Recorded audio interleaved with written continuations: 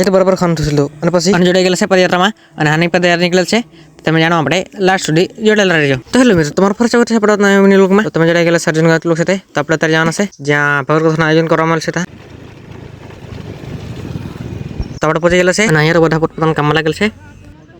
તો અત્યારે આપણે આ ગાડી લઈને નીકળી ગયેલા છે. અત્યારે આપણે ગાડી ધોવા માટે સાંજમાં પદયાત્રા નીકળવાનું છે તે માટે તો આપણે ગાડી લઈને આવેલા છે જ્યાં ગાડી ધોવાનું છે ત્યાં તો ગાડી ધોઈને આવેલા છે અને આપણે જરા છે ઘરે તો પછી આપણે પાછા આવીશું સાંજે તો આપણે ડાયરેક્ટ મળીએ સાંજે અને અત્યારે આપણે સાંજે પાછા આવેલા છે અને મહાપ્રસાદનું જ્યાં આયોજન કર્યું છે ત્યાં જઈએ આપણે તો અહીંયા મહાપ્રસાદનું આયોજન કરવામાં આવેલ છે તો આપણે બી મહાપ્રસાદ ગ્રહણ કરી લઈએ અને પછી નીકળવાનું છે પદયાત્રા.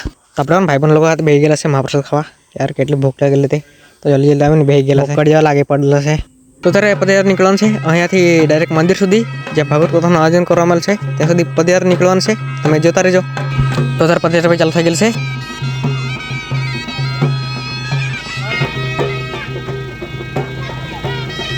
અને આ બીજી બાજુ વ્યાસપીઠમાં ભજન ચાલુ થઈ ગયેલા છે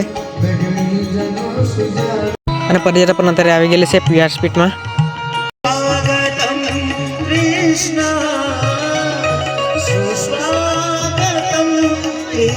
તો અહીંયા અત્યારે ભાગવત કથા બી ચાલુ થઈ ગયેલી છે.